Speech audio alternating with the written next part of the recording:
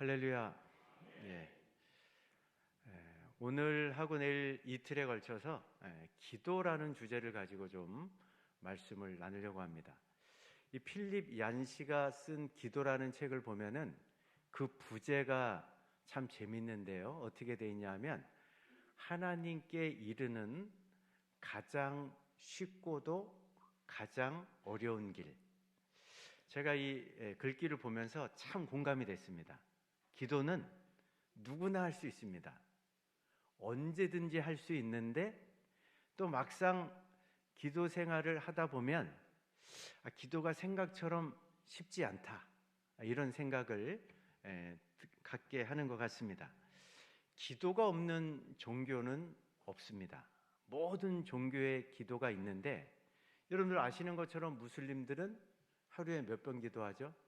5번 기도합니다.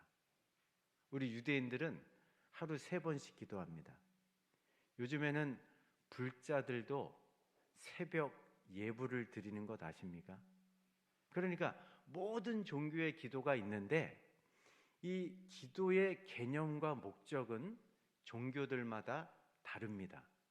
그래서 그 종교의 기도를 보면 그 종교가 어떤 종교인지를 알 수 있고, 또 기도 내용을 들여다보면 그분이 어떤 사람인지를 알 수가 있습니다. 그런 면에서 우리 예수 믿는 성도들의 기도는 굉장히 중요합니다. 왜냐하면 우리들의 기도가 기독교의 수준을 결정하기 때문에 그렇습니다.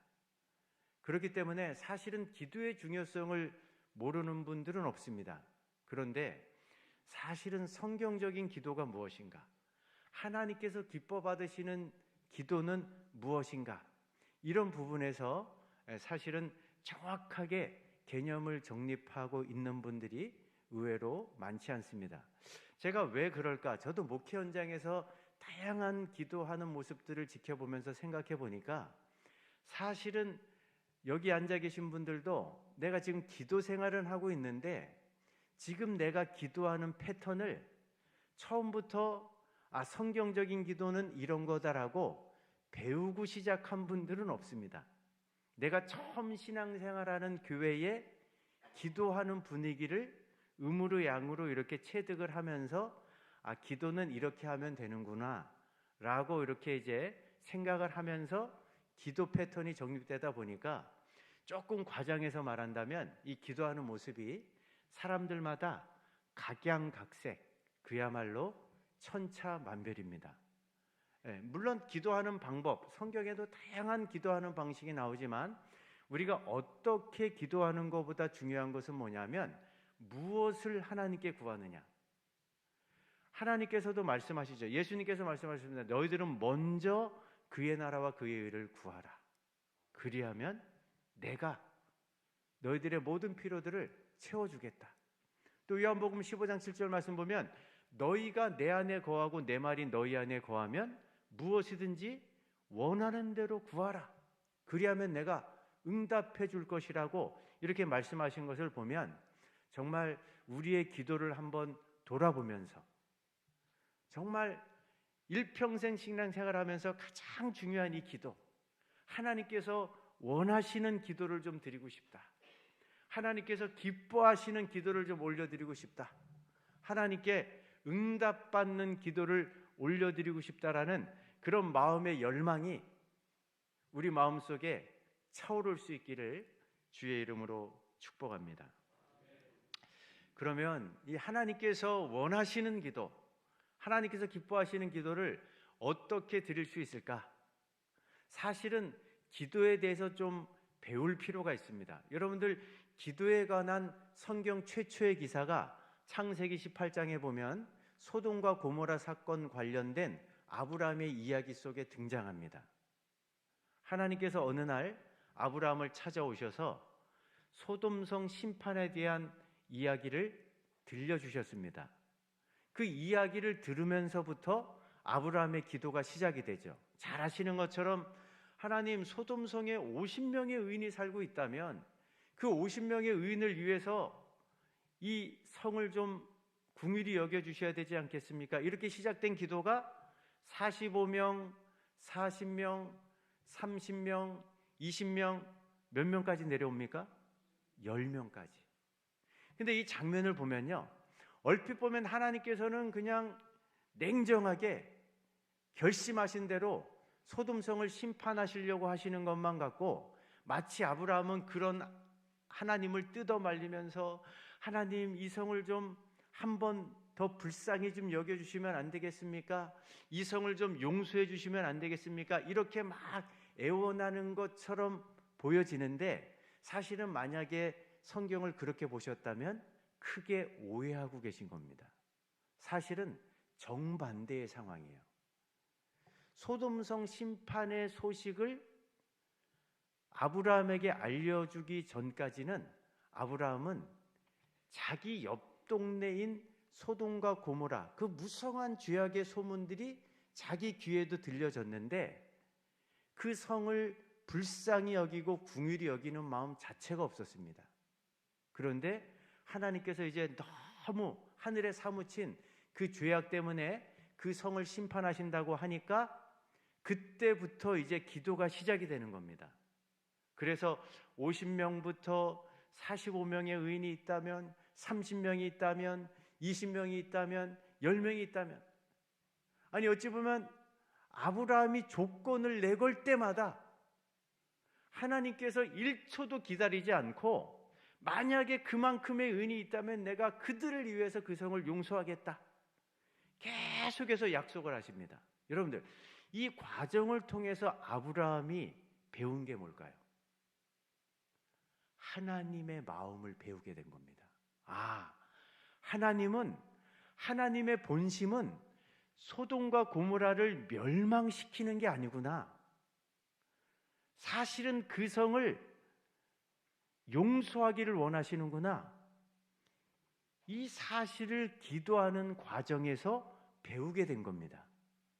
그래서 사실은 기도에 관한 최초의 사건인 이 18장의 말씀은 아브라함이 하나님으로부터 기도가 무엇인지를 배우는 시간이었습니다. 훈련하는 시간이었습니다. 그때 아브라함이 배운 기도는 뭐냐? 기도할 때는 하나님의 마음을 담아서 하나님의 심정으로 간구해야 되는구나. 너무나 선명한 교훈을 얻게 되는 그런 기도 훈련의 시간이었습니다. 오늘 본문에서도 보면 제가 한번 읽어드릴 텐데요, 바울이 빌립보 교회 성도들을 향해서 이렇게 기도합니다. 내가 예수 그리스도의 심장으로 너희 무리를 얼마나 사모하는지 하나님이 내 증인이 되신다. 여러분, 바울은요, 빌립보 성도들을 위해서 기도하는데 자기 마음으로 기도하지 않았어요. 예수님의 마음을 가지고, 예수님의 심장을 갖고 절절한 마음으로 기도했는데, 이 부분에 있어서는 하나님께서 친히 내 증인이 되신다, 이렇게까지 고백을 하는 장면을 본문에서 보게 됩니다.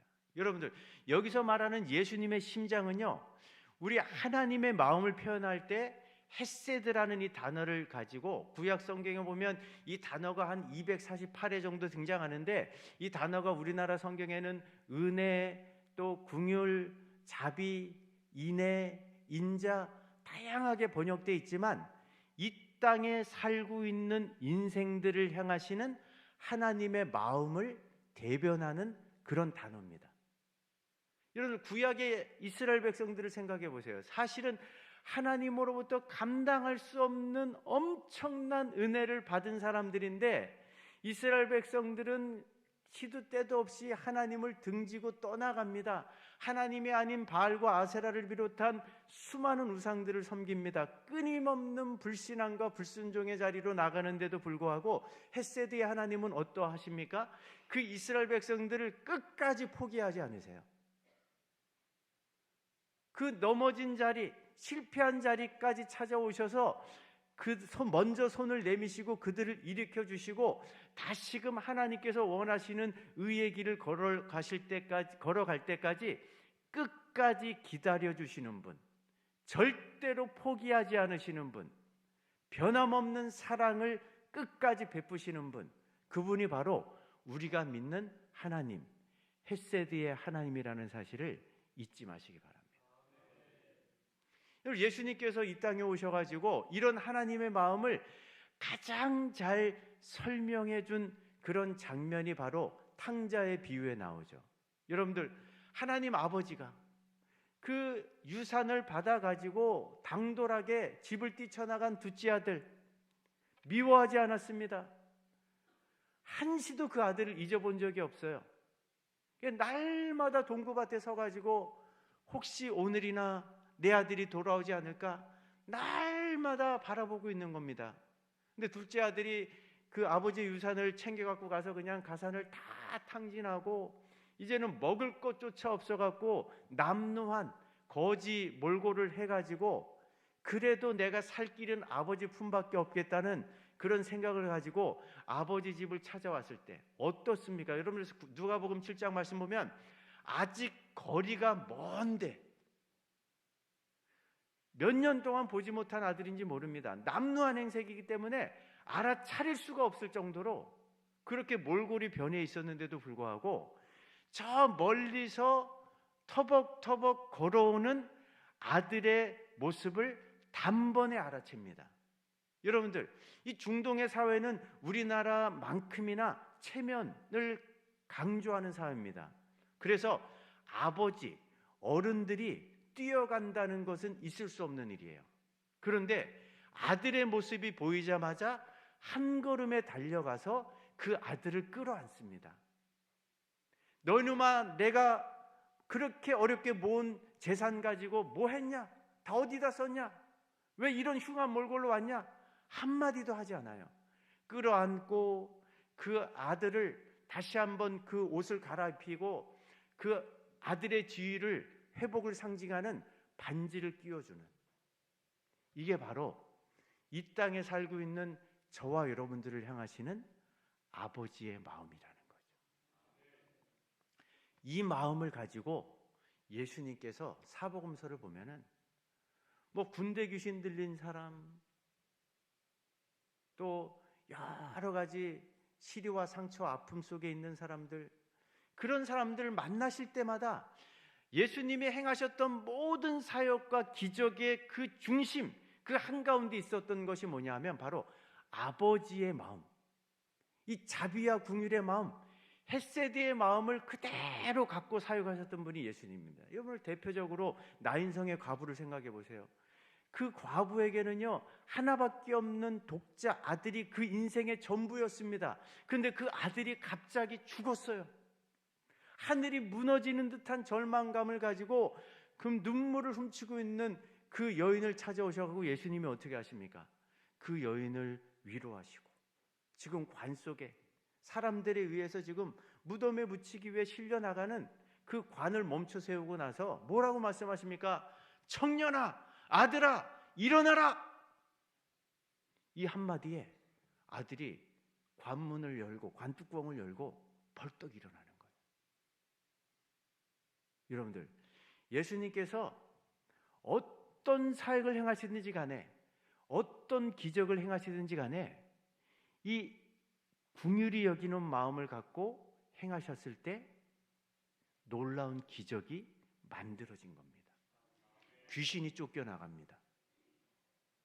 상처로 얼룩진, 결혼을 5번이나 실패하고 6번째 남자와 살고 있지만 법적인 남편이 아니었던, 동네 사람들이 완전히 손가락질하며 왕따시켰던 그 여인의 깊이 패인 그 상처, 아픔, 그 감정의 골을 완벽하게 회복시키시는 분이 바로 우리 예수님이시라는 거죠. 그래서 오늘 바울이 기도하고 있는 이 예수 그리스도의 심장, 이 하나님의 마음은요, 예수님을 믿는 하나님의 자녀들인 저와 여러분들이 반드시 소유해야 할 마음입니다. 이 마음을 갖고 기도하는 게 왜 중요하냐면요, 이렇게 하나님이 헤세드의 하나님이시잖아요.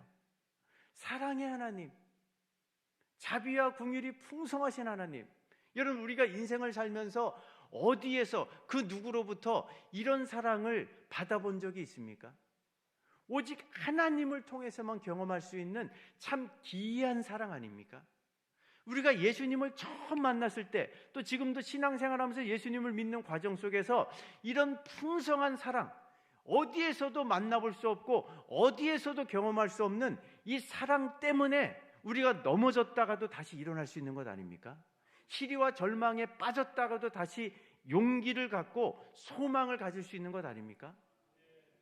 그래서 우리가 이 기도할 때마다 하나님의 마음, 이 바울이 지금 표현하고 있는 예수님의 심장을 소유할 때 누가 뭐래도 우리가 사랑받는 자녀라는 것을 확신할 수 있고요. 이 마음이 정말로 필요한 이유는 뭐냐? 이 마음을 가지고 하나님의 마음과 심정으로 기도하기 시작할 때 하나님의 마음을 담아서 기도하는 그 자리에서 하나님의 놀라운 기도 응답을 경험할 수 있기 때문에 그렇습니다. 그러면 이런 질문이 생기죠. 우리가 어떻게 해야지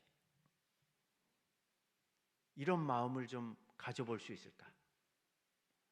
여러분, 우리가 신앙생활 하다 보면요, 또 저도 목회자이기 이전에 저도 성도잖아요. 예수 믿는 성도잖아요. 그럼 이렇게 삶의 현장에, 사역의 현장에 이거는 절대로 내가 만들어낸 게 아니에요.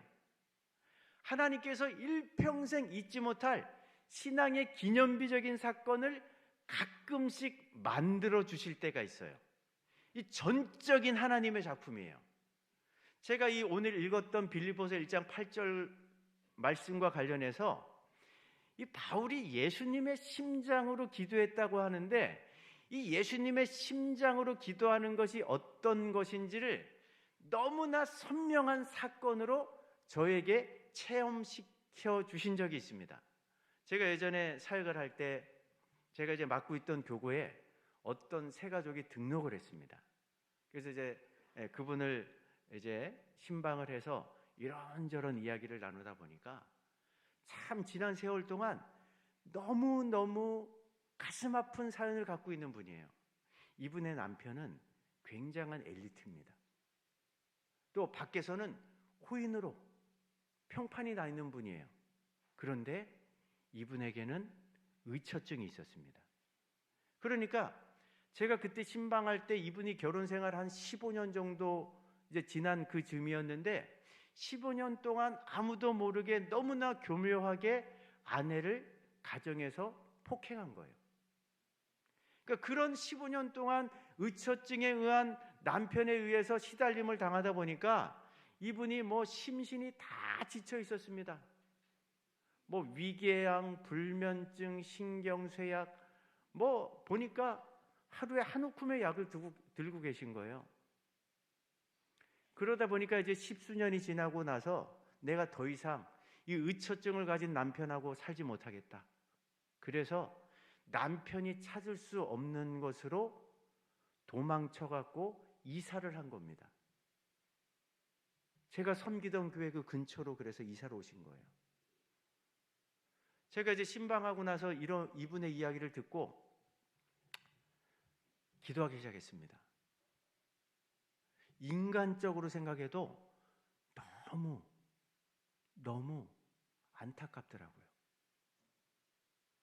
근데 이제 이분을 놓고 한 주 기도하고 처음에는 목회자로서의 책임감과 의무감을 갖고 기도하기 시작한 거예요. 그런데 그렇게 몇 주간 기도가 반복되던 어느 날 새벽에 하나님께서 마치 어떤 생사의 갈림길에 있는 분이 극적으로 다른 분의 심장을 딱 이식받아갖고 이식 수술을 하는 것처럼 그분을 향하여 안타까워하시는 하나님의 마음을 저에게 딱 이식을 해주신 거예요. 그때부터 제가 일정 기간 동안요, 거의 2달 넘게, 아니 운전하고 가는데 막 눈물이 나요. 길을 걸어가는데 막 눈물이 나요. 그때 제가 청년 사역을 하고 있었는데 청년 사역을 할 때나 밥을 먹을 때나 그분을 향하시는 그 하나님의 안타까워하시는 마음, 그 절절한 마음, 그 주변에 그분은 처음 신앙, 첫걸음, 지푸라기라도 잡는 심정으로 교회 첫걸음을 내딘 분이기 때문에 이분의 상황을 알고 있는 분도 없고 이분의 안타까운 상황을 가지고 기도해 주는 분이 아무도 없었어요. 근데 하나님께서 계속 제 마음속에 아무도 이분을 위해 기도해 주고 있지 않은데 너가 나를 위해서 내 마음을 갖고 좀 기도해 주면 안 되겠냐라는 이런 마음의 감동과 함께 계속해서 그분을 향하시는 그 하나님의 절절한 마음을 계속해서 제 마음속에 부어주시는 거예요. 참 많은 시간이 지났지만 지금도 어제 일처럼 생생하게 그 사건이 떠나질 않아요. 그런데 하나님께서 제 인생의 신앙의 기념비적인 이 사건을 통해서 확실하게 깨닫게 해주신 게 한 가지 있습니다. 저도 교회 현장에 보면 많은 환우분들, 또 자녀 문제로, 또 자녀들의 취업, 결혼, 또 결혼을 했는데 자녀들이 생기지 않은 그런 문제로 수많은 기도 제목들을 듣지 않습니까? 그런데 목회자인 저도 사람인지라 기도할 때 어떨 때 보면 기도하겠다고 하고도 제가 깜빡할 때가 있어요. 또 어떤 때는 기도하는데도 그냥 의무감, 책임감 정도의 수준을 넘어서지 못할 때가 있어요. 그럴 때 저는 하나님께서 너무나 선명한 누군가를 위하여 기도할 때, 중보할 때 어떤 마음을 갖고 기도해야 되는지 확실한 신앙의 기념비적인 사건을 만들어 주셨기 때문에 항상 저는 그때 그 시절을 떠올리면 그게 표준교과서가 되는 거예요. 내가 지금 단순한 의무감만을 가지고 책임감만을 가지고 기도하는 것 아닌가? 그러면서 제 자신을 돌아보고 하나님, 정말 하나님의 마음을 주십시오. 하나님의 심정을 주십시오. 하나님의 마음과 심정으로 부르짖게 해달라고 기도하면서 제 자신을 지금도 돌아보면서 기도합니다. 근데 여러분들, 이거는 제 개인적인 체험만이 아니라 예수 믿는 모든 사람들은 이 바울이 오늘 본문에서 고백하고 있는 예수님의 심장을 갖고 예수님의 마음과 심정으로 기도할 수 있는 줄로 믿으시기 바랍니다. 이게 빈말이 아니고요. 어떻게 가능한지 아십니까? 이미 우리는 예수 믿을 때 성령으로 거듭난 사람들입니다. 우리 안에 성령 하나님이 거하세요. 우리 안에 거하시는 성령 하나님이 날마다 우리에게 새 마음을 주세요. 우리는 새로운 피조물입니다. 그런데 약간의 문제가 있어요. 성령님을 모시고 살기는 하는데 우리 마음의 정원을 잘 관리하지 않으면 여전히 타락하고 부패한 본성을 갖고 있다 보니까 이 죄성 때문에 우리 마음의 정원이 어지럽혀질 때가 있습니다. 또 우리가 세상 속에서 살다 보니까 여러 가지 죄악된 생각과 문화에 파묻혀 살다 보면 그런 죄들이 우리 마음속에 하나하나씩 들어오기 시작하면 성령 하나님이 거하시는 깨끗한 성전이 되어야 할 우리 마음의 정원에 생각지도 못한 잡초가 생겨나고 가시덤불이 우거지고, 그런데도 불구하고 우리 마음을 관리하지 못하면 그때부터 우리 마음 상태가 자갈밭 같기도 하고 또 더 심해지면은 길가와 같이 딱딱해질 때가 여러분들의 마음을 점검해 볼 때 자주 있습니까? 항상 옥토와 같은 심령으로 유지가 되십니까? 질문이 너무 어려웠나요? 저는 그래서 기도는요, 어떤 제목을 갖고 하나님 앞에 아뢰기 전에 우리 마음밭을 갈아엎는 작업의 시간이 저는 기도라고 생각합니다. 날마다 기도해야 돼요. 날마다 성령의 은혜를 구하면서 길과 같은 마음, 돌짝밭 같은 마음, 가시덤불과 같은 마음을 갈아엎기 시작하면 하나님께서 딱딱하게 굳어진 우리 마음을 부드럽게 만들어 주시고 또 그 끝에 옥토 같은 심령으로 만들어 주시고 그런 심령을 갖고 기도할 때 특별한 체험이 없어도 성령 하나님의 은혜와 인도하심 속에, 성령 하나님은 기도의 영이시잖아요. 우리는 마땅히 무엇을 기도해야 할지 알지 못하는 그때에도 성령 하나님은 우리를 위해서 중보하시고 우리를 위해서 하나님의 뜻대로 간구하는 자리로 우리를 이끌어 가시는 그분이 성령 하나님이십니다. 그래서 그 성령 하나님의 도움을 받아서 누구든지 옥토 같은 심령으로 하나님의 마음과 심정으로 기도할 수 있게 된다는 거죠. 제가 계속해서 기도 생활을 좀 해보니까 이렇게 때때로 길가와 같고 가시덤불과 같고 또 돌짝바가 같은 이런 마음이 갈아엎어져서 옥토 같은 심령이 되는 데는 일정한 단계가 있다는 것을 제가 기도 훈련을 통해서 좀 깨닫게 됩니다. 첫 번째 단계는요, 우리 개인적인 기도 제목이든 또 누군가로부터 기도 제목을 이제 전해 들었을 때 첫 번째는 최소한의 책임감과 의무감을 갖고 다 누구나 기도를 시작하는 거예요. 처음부터 하나님의 마음이 부어지진 않습니다.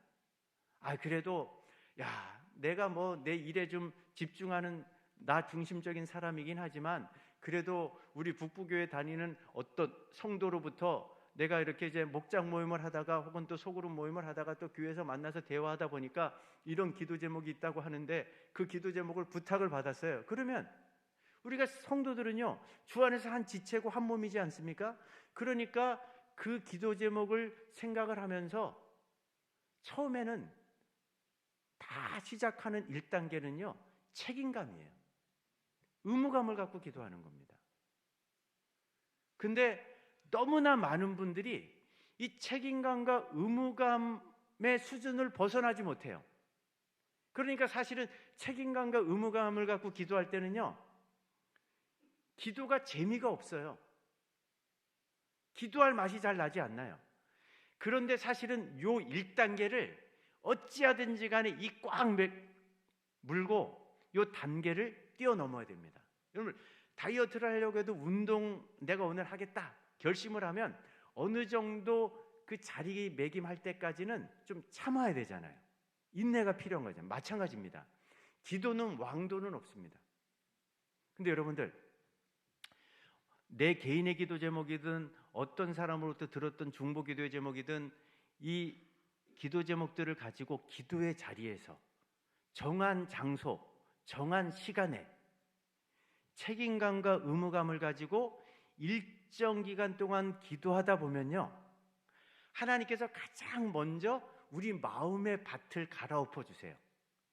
그래서 일정 기간 사람마다 차이가 있지만 어느 순간이 되면 2단계로 접어들게 됩니다. 그 2단계로 접어들게 되면요 어떤 단계냐면 우리 마음이 부드러워져요.